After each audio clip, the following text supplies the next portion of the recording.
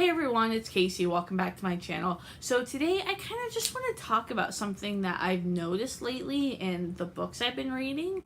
So if you watch my June wrap up, you'll know that I read a lot of romances in June, and I had kind of taken a break from romances. Like I used to read them like back, when I was in college and stuff, and in my like early adulthood life, and then I kind of took a break for a little while because I basically took a break from reading for a couple years, and now I've gotten back into it, and I just recently kind of gotten into romances again.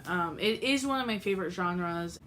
So back when I was reading it when I was younger, in my early 20s, I would read, I was really a fan of like the Nora Roberts romance books, or like the cowboy trashy romances that you could get at like Walmart or whatever, that come out every single month. Those were like my favorite romance books. I don't really like Regency or historical romances, and I don't really like mystery romances, but if it has like a cowboy and like a woman who's coming back to her hometown with a child in tow, yeah, that's what I'm gonna read. So in June I read quite a few romances. I read two that were like super hyped up. I read The Hating Game and I read The Kiss Quotient. And then I also read Corrupt by Penelope Douglas, and I read some other ones. I feel like there was one more at least. Oh, and I read two that were by Penny Reed, and they were about this like family that lives in Tennessee. One was called The Beauty and the Mustache, and the other one was Truth or Beard. And I like Truth or Beard like a lot. I think I gave it 4 stars, and I gave Beauty and the Mustache like 3 stars. So it was good, not quite as good. Anyway, so out of those, that's like quite a few romances to read in one month. And so one thing that I noticed consistently through them is that it seems like romances have changed within like the last, I guess, 5 years since I last really kind of read a lot of romances, in the sense that when I used to read them, there was definitely sex, but it was more implied. It was like kind of, I guess, behind closed doors, where it would allude, like, you knew that the characters were having sex, but it didn't like tell you graphically, like, oh, it's going in. That's like a terrible description, but I don't want to read something like on my channel or anything. So anyway, yeah, so it was like behind closed doors kind of sex. There is like a range. Like I read Debbie Maycomber's, and hers are like sweet. Like the only thing that they do is kiss. It doesn't even imply that they have sex. Nothing. And and hers are more like Christianity based. But I'm not even talking like that. I'm talking about like Nora Roberts isn't out writing like detailed sex scenes, or the cowboy romances I read.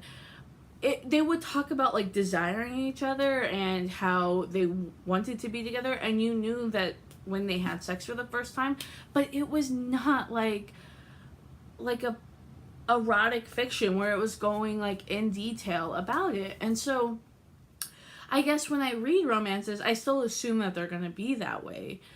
But then these last couple books I've read, like all of them, every single book that I listed a couple minutes ago had outright graphic sex scenes in it.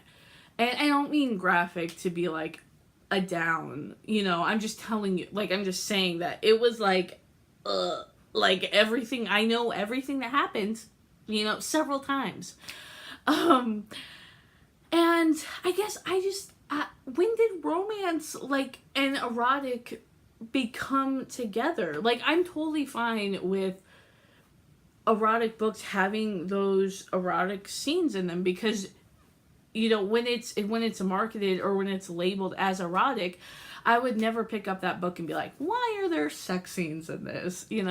But like when I pick up a romance book, I guess like I don't necessarily want to read that, and it catches me a little bit off guard, because I guess when did they get so ingrained? When did erotic and romance get so ingrained together?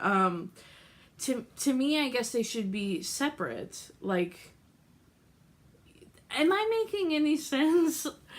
I don't know, like when I pick up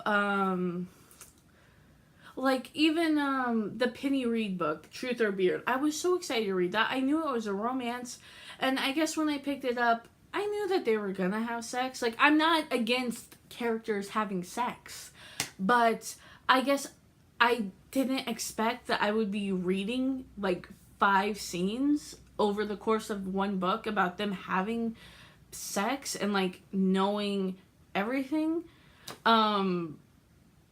Yeah, or like in the Kiss Quotient, like that book, I listened to it on audio, and I started to fast forward through the sex scenes because there were so many. And it, like, I don't want to like know about nipples. I don't know. I don't want this video to come off that I'm being like a prude and that I don't want my characters to have sex and I don't want to read that. But I guess it's unexpected. When I pick up a romance book, I want it to be romantic and I want there to be romance, and sex is definitely a part of that. But I guess I don't know at what point of time when like very detailed descriptions, like pages long of the sex scenes, when did that become the norm in romance?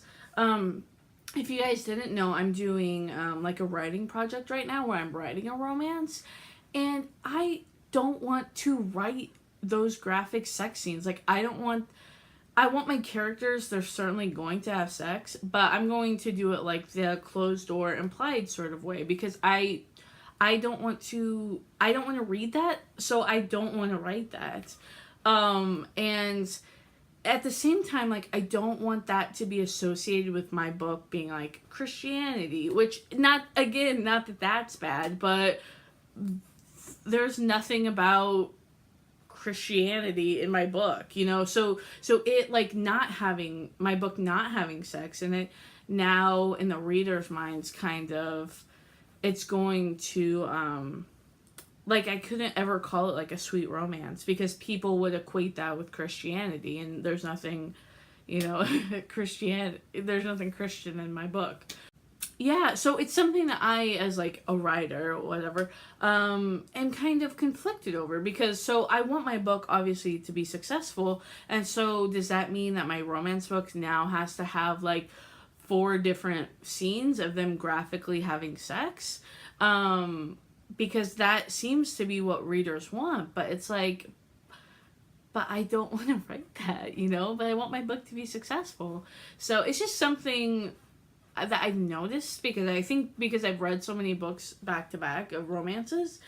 But yeah, I just, you know, back in my day, there were like not graphic sex scenes in romances. Like, that was basically left for like erotic.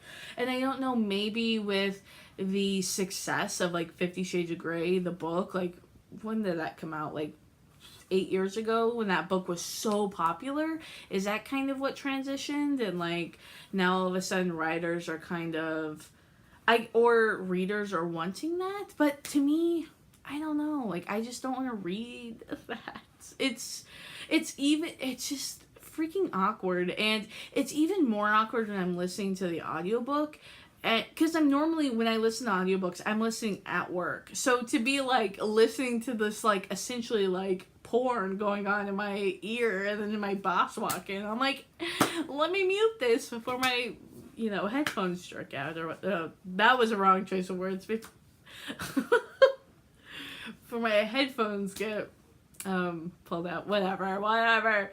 Anyway, I don't know. I hope this video makes sense, and yeah, it's just something that I've noticed a lot. Let me know down below, like, what your feelings on. Are you like one that loves to read that stuff and you're so, you know, into romances that have that? Or, because I've seen some people, like when I participate in these online book clubs, they'll like criticize a romance book that doesn't have these sex signs. They say they want it more smutty, you know, and stuff like that. But I don't know. I guess I feel like I go to romance books for romance, and then I can go for my smut in other places. You know, like I don't need them like combined with the book I'm reading, or like, you know, I don't know. I just have so many feelings on it. It makes it very uncomfortable. Let me know let me know what you think down in the comments.